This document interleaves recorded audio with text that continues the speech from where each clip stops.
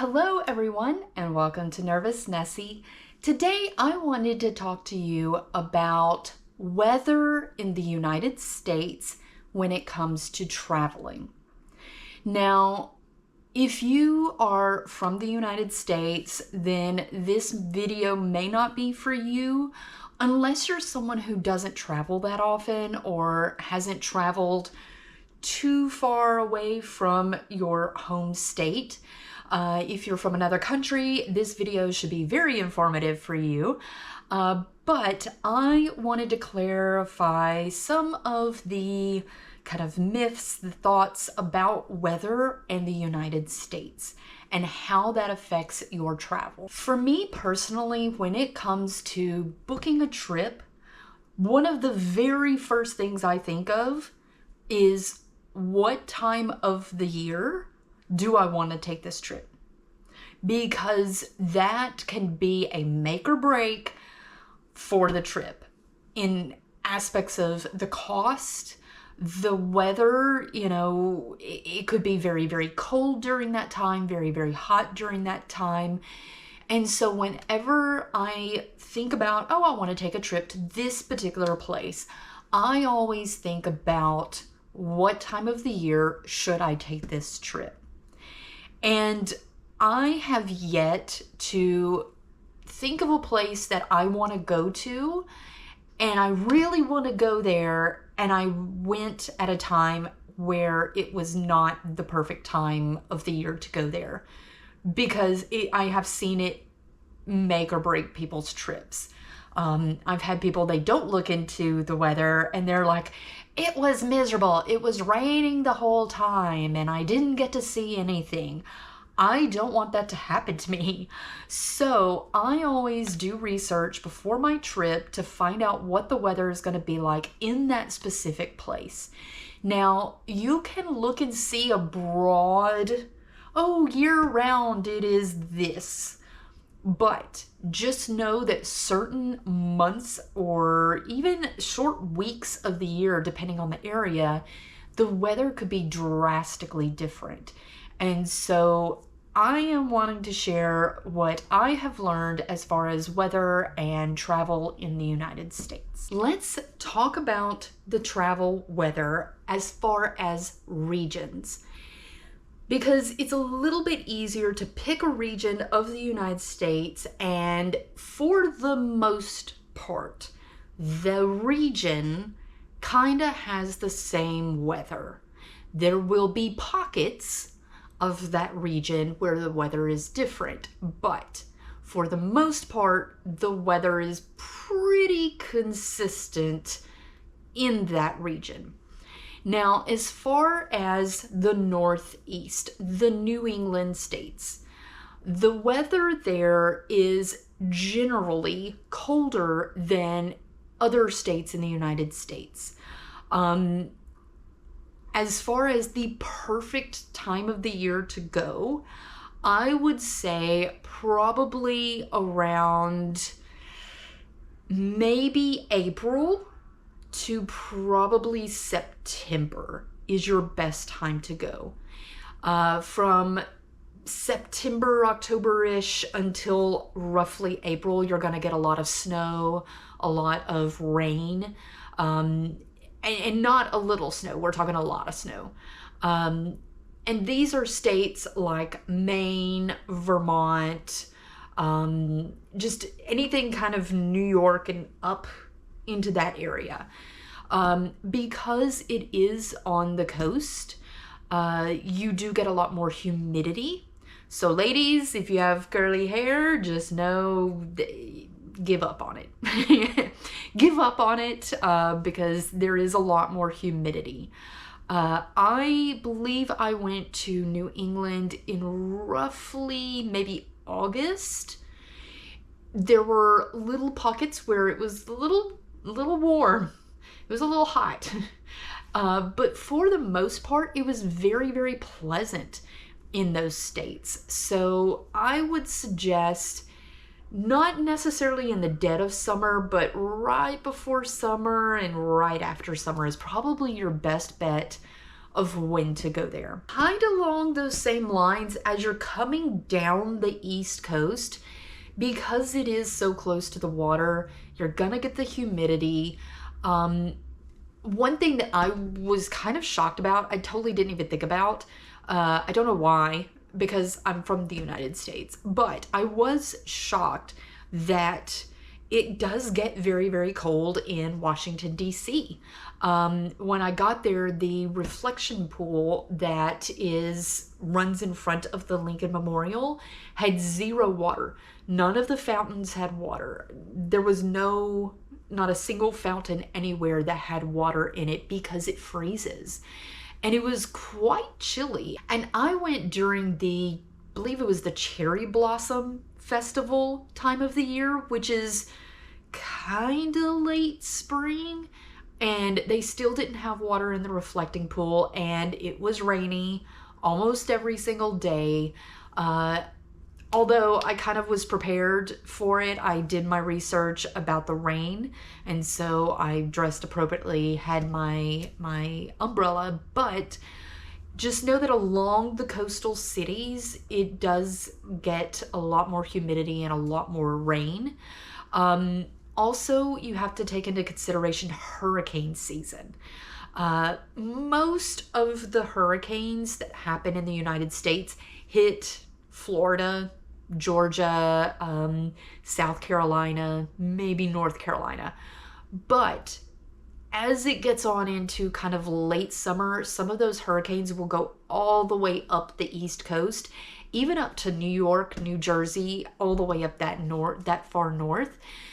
So just know that time of the year, kind of late summer into fall, is kind of hurricane season, so you're gonna get a lot more rain. Moving down the East Coast, all the way down to the bottom is the South. You have the South, and then you have the Deep South. The South encompasses quite a lot of states. It encompasses from roughly around, there's kind of like a big circle that it kind of, you can go on a map and circle. And it's kind of North Carolina, Virginia, around that area, over to Kentucky, kind of into Arkansas, dips kind of into Texas, and then everything in there is considered the South. Texas is also kind of considered the South, but it's more of East Texas. And then Deep South is more of Tennessee, Alabama, a little bit of Georgia, Mississippi, Louisiana, part of Florida. We kind of don't really say Florida is the Deep South because Florida is its own thing, but the South as a whole, and especially the Deep South, humidity, humidity, humidity. I actually grew up in the South, in the Deep South, and where I grew up, it was 80% humidity year-round. What does that mean for you? Well, in the summer, it is sweltering hot, unbearable hot. You literally will take a shower, walk outside, and within 5 minutes, you're gonna need another shower. You're sweaty, forget styling your hair. You're just gross. You just feel gross. And summers are just brutal. Even though it says that it's 90 degrees, it's going to feel like it's 120. And the flip side to that is the winters are biting cold. I'm talking the kind of cold that makes your bones hurt. To give you an idea of the contrast. So I lived in the Deep South, and I took a trip to Denver, Colorado. When I left Denver, Colorado, it was -7 degrees Fahrenheit. When I flew back home, it was +30 degrees Fahrenheit. So you're talking a 37-degree difference. And it felt colder in my hometown than it did in Colorado. And it's this aching, biting cold that it makes it hard to breathe. If you're taking a road trip in the deep south, there's not a lot of snow. Usually you'll get snow once every probably 4 years or so, like a good snow that like shuts down the city. And I will say, it shuts everything down. No one is on the road. Nobody goes to work. Shut down. But all the other times in the winter, you get what's called black ice, which is it rains, it freezes, and when you're driving, you can't see if that is water on the road or that's ice on the road. And then next thing you know, you hit the ice, you have no traction, and you end up in a car accident. So if you're going into the south, and especially the deep south, you have very narrow pockets, windows for travel. You're going to want to go roughly around April, roughly mid-April to roughly about the beginning of June. That window will be pleasant. Not great, but pleasant. It won't be too hot. You will get rain. You will get some rain. I'm just telling you, you will get rain. Guaranteed. It will rain at least one day on your trip. May not be for long. It's so weird, the weather. It will be beautiful, sunshiny. 5 minutes later, it's pouring rain. 10 minutes after that, it's beautiful and sunshiny again. But just know at some point it's going to rain on your trip. So I would say in the south, and especially the deep south, from roughly April, kind of mid-April until almost the middle of June is pretty good. And then I would say probably September to October, maybe mid-August if you're in the south but not the deep south, until October. That is your window. So you have those windows. Everything else is going to be super hot in the summer and super cold in the winter. Now, if that is what you're going for, just dress accordingly, but just know that that is kind of the weather for that area. Now, let's talk about the states that are around the Great Lakes. This will be like Illinois, Ohio's up there, Michigan is up there, all of those states that are around the Great Lakes. For the most part, the weather is very pleasant. Generally year-round, it's going to be pleasant, except in the winter. Once you get into the winter months, so roughly, depending on how far north you go, October until probably about April, probably mid-April, you're going to get a lot of snow, lots and lots and lots of snow. But because of the Great Lakes, one thing that you don't realize is you think lake. What is that going to do? Like, it's a lake. No. I will never forget the first time that I flew over the Great Lakes. I looked out the window and I'm like, I'm flying across the middle of America. Why does it look like I'm over the ocean? As far as I could see out the plane, nothing but water. The Great Lakes got their name for a reason. They're massive bodies of water. So much so they have their own climate. If you go to Chicago, they have the beach there and you literally feel like you're at the ocean. There's full-blown waves. It's not just a little, lake of tranquil water that kind of splashes a little. No, it is actual waves because of how much water there is. And that water makes a huge difference. Now, I have been up there in the middle of summer. It is hot, but it's not terribly humid. So you can tolerate the summer in those states. And especially because those states are a lot further north, you're not going to get as much heat. But I would say if you don't like being in the cold, avoid the states around the Great Lakes from around October-ish until roughly April, because that is when you're going to get a lot of snow. So moving west across the top of the United States, we're talking about the Dakotas, North and South Dakota, Montana, Wyoming, Idaho, those states right there. They're kind of similar to the Great Lakes states. They don't have the big bodies of water, so you won't get as much of the humidity. But it does get very, very cold during the winter months. And the winter months can come on very fast. So even September, they can get snow. So from roughly September all the way up to almost May is you're going to have the possibility of snow.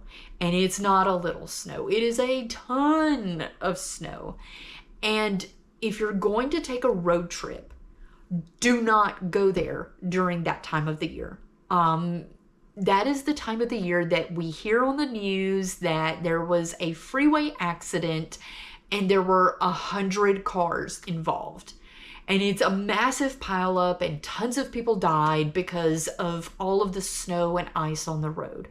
So if you want to go into that region, which I highly recommend, because in that region you have like Mount Rushmore, you have Badlands National Park, you have Yellowstone National Park, you have all of, like, it's absolutely stunningly beautiful in that area, but don't go in the winter. I went in the middle of summer and it was not that hot. It was actually quite pleasant to go in the middle of summer. However, just know that everyone else is going there in the middle of summer. So it's a lot of tourists in those areas. I would say if you really want to go in a time where the weather is not bad and you don't have as many tourists, then in the United States, this is for people outside the United States. In the United States, our school systems generally, every school system is different, but generally runs from roughly mid-August.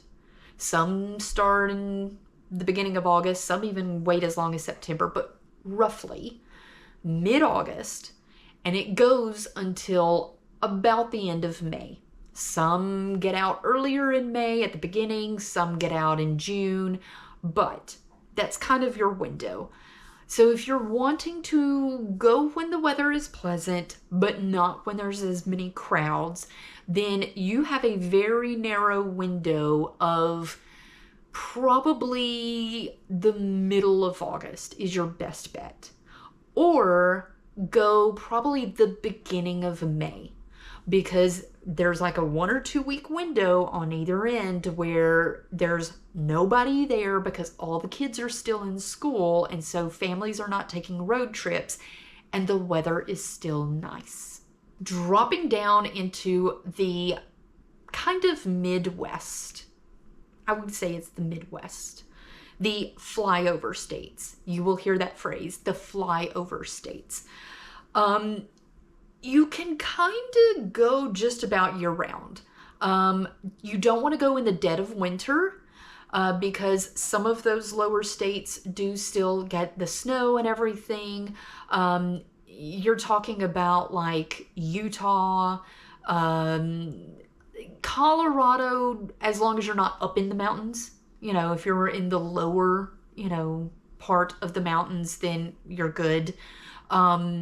And then, what is it, like, kind of Missouri, Iowa, Kansas, what else? I'm trying to think of all the other states in that area, but all of that little strip, Nebraska, Oklahoma, that little strip right in the center is kind of Midwest.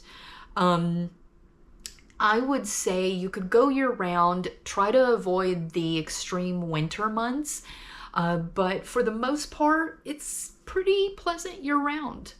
Now, if you want to go to the Pacific Northwest, this is going to be Washington State, Oregon, and the very northern part of California. Just know it's going to rain. It's going to rain, rain, rain, rain every single day of your trip. It's going to rain at some point. It does get very, very cold in the winter. It rains year round. I would say if you're going to go in the summer, it's not terrible, but because of the rain, the humidity is pretty thick. So it actually feels thick. It's a beautiful part of the country because it does rain so much. So there is a lot of greenery. Everything is so green there. All these big, huge, beautiful trees, and it's so green and lush.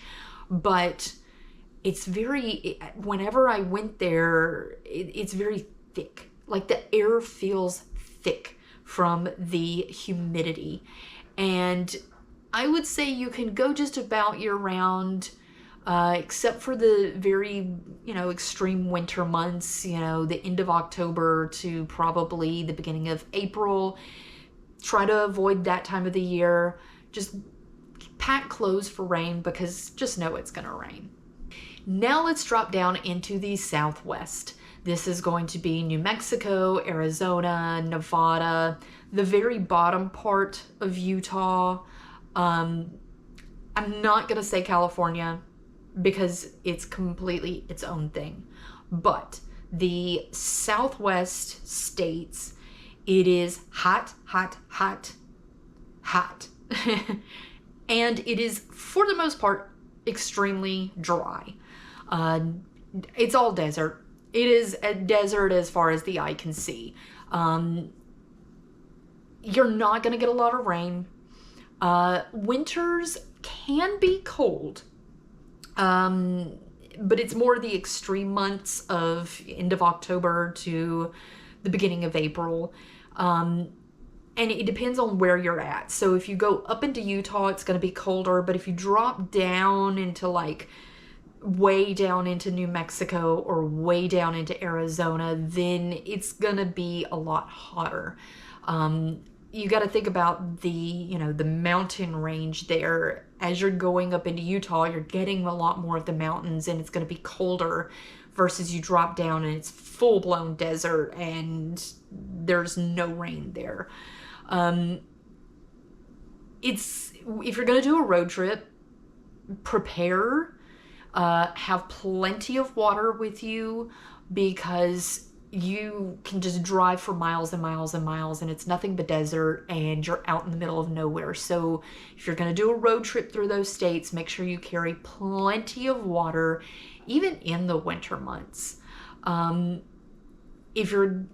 thing about those states is you're going to have two completely different climates in one day. You're going to wake up in the morning, it's going to be cold. Fairly cold in the morning. And very quickly, the day is going to get hot. Crazy hot. And then around the time it starts, sunset, it starts getting cold again. And then in the middle of the night, it's going to be really, really cold. The temperatures can fluctuate as much as, let's say if you're, not necessarily in the middle of summer, but kind of on the fringe of summer. In the summer, it can get to 120 in some areas. And that's in the middle of the day. And then if you go in the same areas at night, it can drop down to 30, 40 degrees. That's 100-degree difference in one day. And so if you are going to that area, make sure, number one, you drink plenty of water, have plenty of water with you, and number two, carry layers of clothes. You're going to pack more because in the morning, you're going to have a coat or a jacket on, you're going to be wearing pants, then maybe midday, You take off the jacket, you take off the coat, you got a tank top on, you're wearing shorts, flip-flops, and then you're gonna have to put all the clothes back on before the end of the day. So carry plenty of clothes with you so you can layer your outfits. As far as California goes, it is depending on where you are in California. California is a huge state that goes really far north all the way down to the south. About mid-state, okay, around, I would say everything San Francisco south is going to be hotter. Everything roughly San Francisco north is going to be colder and a lot more humid. It's going to rain more. But generally speaking, year-round, the California weather is very pleasant. If you are further north, you're going to get a lot of snow. In the south, you won't get snow at all. I live in Southern California. It has never snowed in Southern California unless you are in the mountains. If you're going to be in the mountains in Southern California, it does snow because of the elevation, but only during the winter. It's not, year-round snow because it's not that high. But I would say, again, it's kind of like being in the Southwest. You're going to bring layers. This is for whether you're up north or you're in the south, bring layers of clothes because it can get chilly in the morning. You may need a light jacket in the morning. Then as you're out exploring, you take the jacket off, wrap it around your waist or put it in your bag, and then you're going to be warm. And then as the sun sets, you're going to be cold again and put the jacket back on. So I would say plenty of layers. There's not really... Well, I will say this. There is a bad time to come to California, and that is during tourist season. Now, a lot of times it is year-round tourist season because tourist season in the United States is the summer months and a little bit of the winter holiday around like Christmas, New Year's. But most people don't come to California during that time. But people from other countries do come at other times of the year. So it's kind of year-round tourist season, but the worst of tourist season in California is in your summer months. So probably your best bet is to try and come during that little 2-week period where the kids are still in school and it's not quite summer, it's not quite winter, and on both ends, before summer and after summer. As far as it goes for Alaska and Hawaii, Alaska is a state of extremes.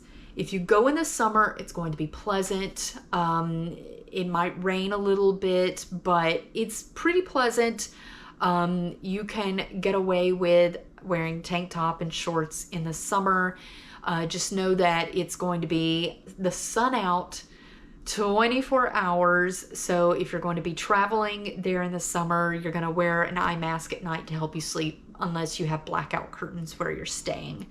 If it's in the winter, it is tons of snow, tons and tons and tons of snow, but it's not humid. It's very, very dry. So if you are not used to that, just know that it will kind of affect you. Everything will dry out. So you'll want to drink plenty of water. Eye drops, my nose dried out. I found my throat was very hoarse from it drying out. So drink plenty of water if you're there in the winter because of the snow and there's not a lot of humidity. The flip side to that is Hawaii. It is like year-round humid, just sticky, humid year-round. The only time that you're going to get snow in Hawaii is if you go on top of the volcano there.